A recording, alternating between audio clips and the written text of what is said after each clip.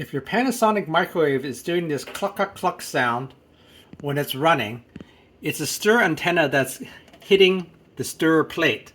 So you remove the peg that attaches to the stirrer plate, and this slides off like this to the front. And then you can bend the plate up a little bit so it doesn't catch the plate making the sound.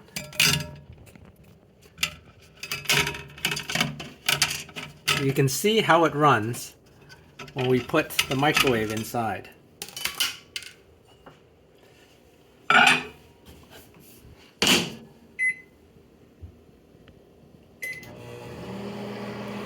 See that stirrer plate running there.